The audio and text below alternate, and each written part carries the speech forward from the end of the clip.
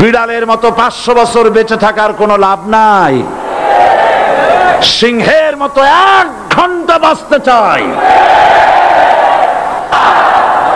আজ আমাকে কথা বলতেই হবে ইনশাআল্লাহ, কারণ আগামীতে আবার আপনাদের সাথে দেখা হবে কিনা আমি জানি না। কথা বলতেই হবে। ক্ষমতায় যারা থাকে, ক্ষমতার মোহে চতুর্দিকে অন্ধকার দেখে, মনে করে আমার পতন আর হবে না। কিন্তু তোমাকে বুঝিবে যে গোকুলে বাড়ি শেষে গাড়ির চাকা সব সময় উপরে থাকে না। গাড়ির চাকা সব সময় উপরে থাকলে গাড়ি তো চলবেই না। গাড়ির চাকা ঘোরে বলেই তো গাড়ি চলে। সুতরাং এই উপরে তোমার চাকা উপরে এখন আছে বলে, তোমার দলের চাকা উপরে আছে বলে যারা মানুষের উপরে জুলুম করছো, আলেমদেরকে ধরতেছো, মুসল্লিদেরকে ধরে ধরে জেলে ঢুকাচ্ছ, সময় আসবে এমন ইন্দুরের গর্ত অপমানা ফেলবার জন্য আমার এই কণ্ঠস্বর থাকবে যতক্ষণ আমি বেঁচে আছি। আমার উপরে যদি হামলা করা হয় আর আল্লাহ রাব্বুল আলামিন যদি আমার শাহাদাতের দরজা নসিব করেন, তাহলে আল্লাহর কাছে দোয়া থাকবে, আয় আল্লাহ তোমার কোরআন আমার সামনে, শাহাদাত যদি আমার নসিব হয়, আমার রক্ত যেন লেলিহান শিখা হয়ে কমিউনিস্টদের জ্বালিয়ে পুড়িয়ে সার খার করে কলেবার পতাকা যেন উড়িয়ে দেয়।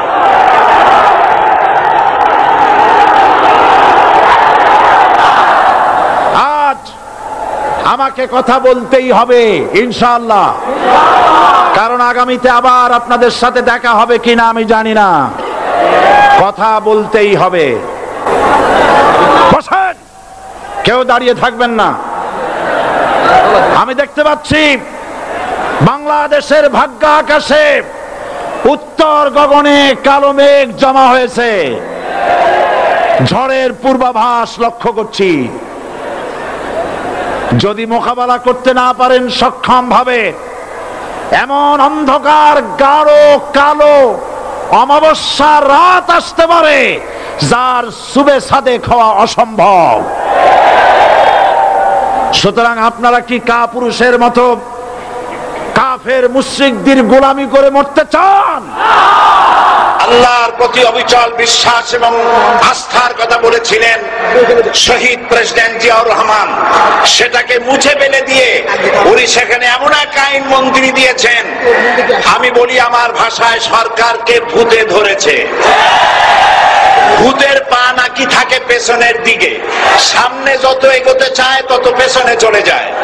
সরকারে কিসে ধরেছে? ভূতে ধরছে। সরকারের মাথার উপরে চেপেছে বামপন্থীরা। बर्बाद गुलिस्तान के लिए एक ही उल्लू काफी है। गुलिस्तान की हर शाख पे उल्लू बैठे हैं, फिर अंजाम गुलिस्तान क्या होगा? ফুল বাগানের ধ্বংস করার জন্য একটা হুতুম পেঁচা যথেষ্ট, কিন্তু হুতুম পেঁচা বসে গেছে প্রত্যেক ডালে ডালে। ফুল বাগানের অবস্থা কি হবে আল্লাহই জানে। শিক্ষা ব্যবস্থায় 3 নাস্তিক বসা। আইন যাকে দেওয়া হয়েছে তিনি আইনের চেয়ারে বসে সব বেআইনি কথা বলতেছেন। তিনি বলতেছেন ধর্ম ভিত্তিক রাজনীতি চলবে না। প্রধানমন্ত্রী আপনি বলেন নাই আমরা আপনার কল্যাণকামী, যেভাবেই হোক আপনি প্রধানমন্ত্রী হয়েছেন, যেভাবেই হোক আপনি সরকারে গেছেন, আমরা চাই 5 বছর আপনি চালান, কিন্তু ভালোভাবে চালান। যাদেরকে বসাইছেন এই লোকগুলির একটু চেনেন। এই লোকগুলি হচ্ছে তারা যারা আপনার পিতা স্বাধীনতার স্থপতি প্রেসিডেন্ট মরহুম শেখ মুজিবুর রহমান, যার জনপ্রিয়তা ছিল আকাশচুম্বী, সে আকাশচুম্বী জনপ্রিয়তা থেকে মাটির সাথে ধসিয়ে দিল কারা? তাদেরকে আপনি মন্ত্রী বানিয়েছেন। আপনার পিতার যে দশা তারা করেছিল, এরাও আপনার সেই দশা করে ছাড়বে। তার প্রমাণ হচ্ছে মন্ত্রী বলছে ধর্মনিরপেক্ষ ধর্মভিত্তিক রাজনীতি চলবে না। আপনি বলেন নাই, উনি বলেছেন। আপনি প্রতিবাদ করেন নাই, আপনার প্রতিবাদ না করাটাই ওই বক্তব্য আপনি সমর্থন করেছেন বলে প্রমাণিত হয়ে গিয়েছে।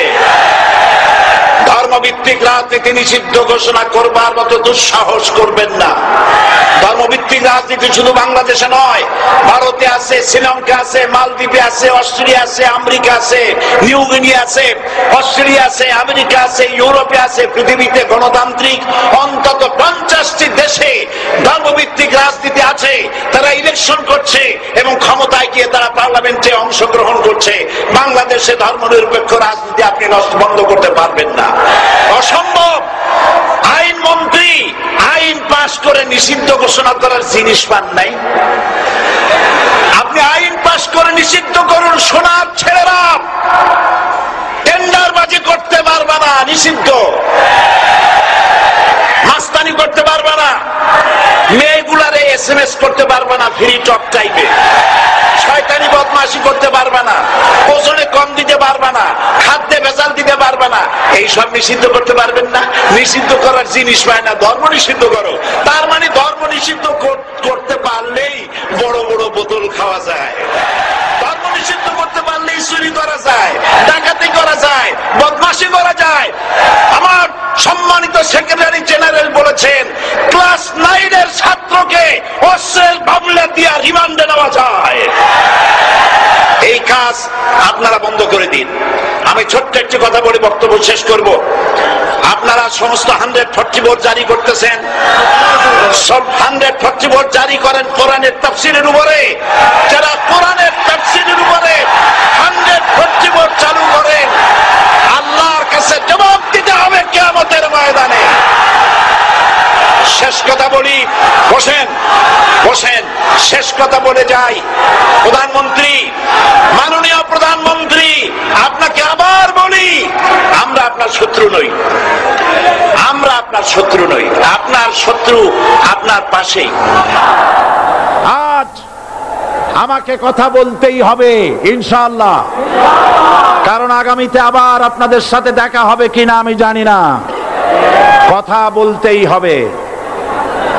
বসেন, কেউ দাঁড়িয়ে থাকবেন না। আমি দেখতে পাচ্ছি বাংলাদেশের ভাগ্য আকাশে উত্তর গগনে কালো মেঘ জমা হয়েছে। ঝড়ের পূর্বাভাস লক্ষ্য করছি। যদি মোকাবেলা করতে না পারেন সক্ষম ভাবে, এমন অন্ধকার গাঢ় কালো অমাবস্যার রাত আসতে পারে যার সুবে সাদেক হওয়া অসম্ভব।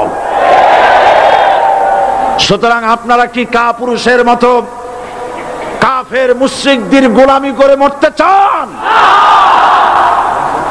বিড়ালের মতো 500 বছর বেঁচে থাকার কোনো লাভ নাই। সিংহের মতো 1 ঘন্টা বাঁচতে চাই। আমাকে বলছে রাজাকার।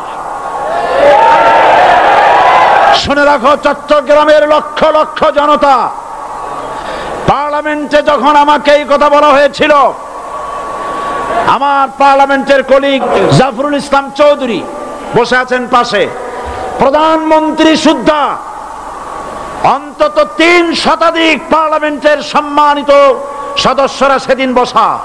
1997 সনের বাজেট বক্তৃতা যখন আমি করতেছিলাম, ডক্টর কুদরতে খোদা, নাম রাখছে কুদরতে খোদা, আসলে গজবে খোদা। এই লোকটি নাস্তিক, ইসলামের চূড়ান্ত দুশমন। তার প্রণীত শিক্ষা ব্যবস্থার যখন সমালোচনা করছিলাম, ট্রেজারি বেঞ্চ থেকে আমাকে বলা হলো রাজাকার।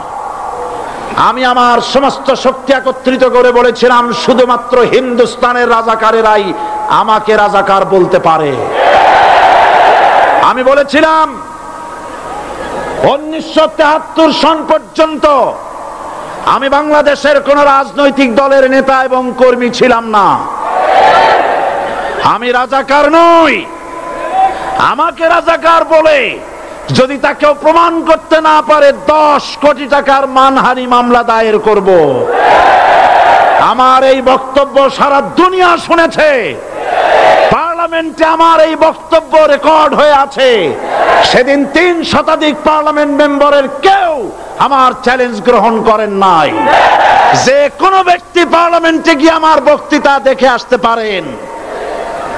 এরপরে 1997 সনের 7ই অক্টোবর দৈনিক জনকণ্ঠ পত্রিকা যখন আমার বিরুদ্ধে লিখলো, সেই পত্রিকায় সাঈদীর ওপেন চ্যালেঞ্জ 8ম পাতা, 1997 7ই অক্টোবর, এত বড় 2 কলামে হেডিং। সেখানে আমি বলেছি, বাংলাদেশের সকল সাংবাদিক, গোয়েন্দা বিভাগ, বাংলাদেশের সকল বুদ্ধিজীবীকে আমি আমার পিরোজপুরে আমন্ত্রণ করছি। আমার উপস্থিতিতে যদি কেউ প্রমাণ করতে পারে বাংলাদেশের স্বাধীনতা যুদ্ধের বিরুদ্ধে আমার কোনো ভূমিকা ছিল, সজ্ঞানে স্বেচ্ছায় জাতীয় সংসদের সদস্য পদ থেকে পদত্যাগ করব। 3 বছর পার হয়ে গেছে, আজ পর্যন্ত কেউ এই চ্যালেঞ্জের মোকাবেলা করে নাই। সুতরাং আমাকে যারা রাজাকার বলবে তারা পিতৃ পরিচয়হীন অবৈধ সন্তান। 1971 সনের, শোনো মুসলমানেরা, 1971 সনের কোন কাদা সাঈদীর গায়ে লাগে নাই।